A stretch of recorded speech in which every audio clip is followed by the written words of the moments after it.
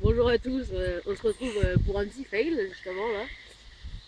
Bon bah ça fait un moment que j'ai pas fait de vidéo, donc il y a eu pas mal de changements, toujours sur le même plan d'eau, mais vous allez voir, j'ai du nouveau matériel et c'est du lourd. Et bon on va y aller. Alors, on va faire tout ce que j'ai changé. Donc les moulinets Pro S, donc la même marque que le Can, donc les 4 pareil. Les swingers, hangers, balanciers, écureuils, tout ce que vous voulez. En Fox Micro Swinger, donc les balanciers. Les détecteurs Carpo avec la centrale, les 4. Le Rodpod, comme vous pouvez le voir. Donc le Rodpod, pour ceux qui ne savent pas, c'est le trépied. Donc on peut le mettre en 3 pieds ou en 2 pieds, en 4 pieds. Bon, ça serait bien un petit départ en direct là. Voilà. L'épuisette. Assez grande pour le respect du poisson. Le sac pour la mettre dedans, la peser, la relâcher en douceur. Le tapis de réception. Donc ça, comme vous pouvez le voir, c'est tout nouveau. Hein. Voilà. Le parasol que j'avais pas. Qu'est-ce que je peux dire d'autre? Ben voilà. On va vous faire voir avec quoi on pêche, enfin avec quoi je pêche, la morse, et après on passera à l'épinard. Alors la morse,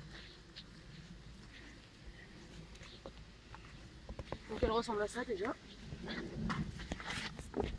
Donc je la remouille un peu parce que je l'ai faite ce matin. Donc elle est composée de Tiger Nuts chez Starbait, Tiger Nuts, maïs, maïs doux, hein.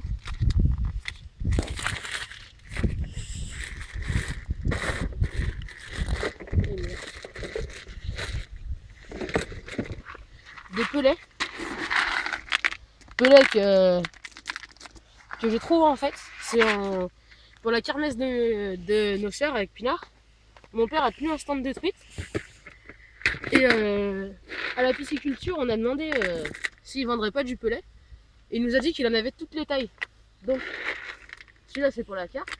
Et ça sent super fort. Ouais, c'est dégueulasse. Santé, hein. Oui, ça sent super fort. Le poisson, en fait, le carnet. Pue. Donc voilà. Donc il y a ça dedans. Il y a des micro-pelets, pareil. En 4 mm. Hop. De chez Europêche. Donc de l'eau pour mouiller la morse, voilà. De la morse à gardon. Donc de la morse à gardon, j'ai pris la pas trop chère, ça sert à rien de trop faire trop cher. Donc voilà, de la morse à gardon pour qu'en fait les petits viennent fouiller, que les carpes soient intriguées et qu'elles viennent manger le reste. Voilà. J'ai mis aussi de la morse à carpe, de la Tractive en 3000, en morse à carpe. D'ailleurs, je vais mettre ce qu'il reste. Voilà. Il reste aussi de la gardon, mais bon voilà. Pas mal de trucs. Alors, ce que j'aime bien faire aussi, sur mes bouillettes, sur mes appâts, mettre du booster. Ça marche assez bien aussi. Mais bon, voilà. Pour l'instant, pas de résultat. On a eu 3 départs sur la même canne. Bah, sans suite. c'est tout. Sans suite. Ça a juste fait un gros bip, hop, ça s'est arrêté. Faut que je fasse attention parce que je pêche frein serré sur la première, celle du milieu frein libre. Celle encore de tout au fond, c'est frein un peu plus serré, mais pas trop non plus. Voilà. Donc là, ma boîte de pêche. Donc avec le permis. Tout quoi, tout ce qu'il faut. Le cutter de chez Corda, indispensable. Le spawn, j'ai pas pris le gros, mais bon. C'est un spawn. Tout ce qui est pop-up et tout. Du téléphone, machin. Les fils, tout ce qui est coupant, les gants et tout. Ça, c'est les montages. Ça, c'est tout ce qui est hameçon. Là, maïs artificielle. Hameçon pour enlever la vase, les nénuphars dans certains plans d'eau. Hameçon un peu plus gros, longue chante. Une grenouille. Les stop bouillettes. Le filet PVA. Les briquets. Une pile de rechange pour les détecteurs. 1 mètre pour les amours blancs. Un autre briquet. Des piles. Voilà. Donc tout le matériel nécessaire. C'est pas mal. Des émoillons. Des clips Mago Ingo. Je vous expliquerai pour ceux qui ne savent pas ce que c'est. Des hameçons. Et des élastiques pour les hameçons cadériques. Voilà. Donc ce qui est le... Ça c'est bon. On y va dedans. Le peson. Le peson. Avec le mètre. Des sacs PVA.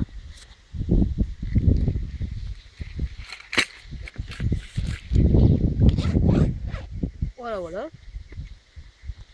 C'est tout. Donc maintenant on va remonter une de mes cannes parce que vu qu'elle est au maïs et qu'il y a un peu de chat, des poissons blancs, des tanches, j'ai pas envie que ça reste sous l'eau et qu'il n'y a rien dessus. Donc on va la remonter. En même temps je vais vous faire voir mon montage, où je pêche et un peu l'amorçage, comment je procède. Bon bah à tout de suite.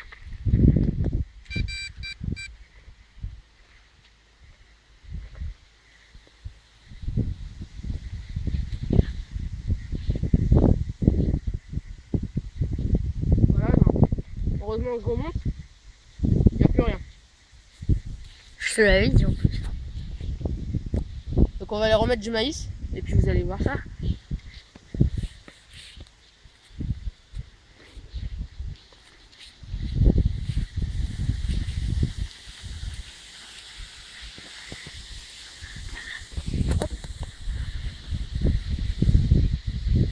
Donc le clip Mango Ingo. Donc ça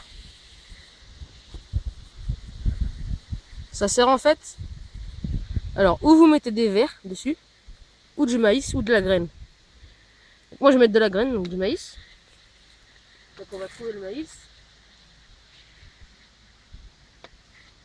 Voilà. En fait il faut le piquer dedans. Hop, voilà, comme ceci. Et vous faites un beau chapelet. Hop. Du maïs.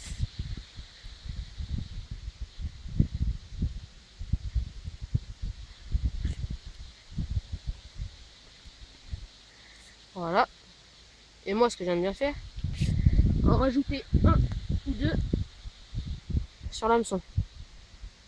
Voilà. Juste comme ça va aller. Pour bien que ça pique, donc on va vérifier l'hameçon. Il accroche bien. Impeccable. C'est plus qu'à pêcher. Donc mon montage. Je pêche en 35 centièmes un fil. Donc, ça fait le plomb. Avec un clip plomb. Un plomb de 70 grammes. Un clip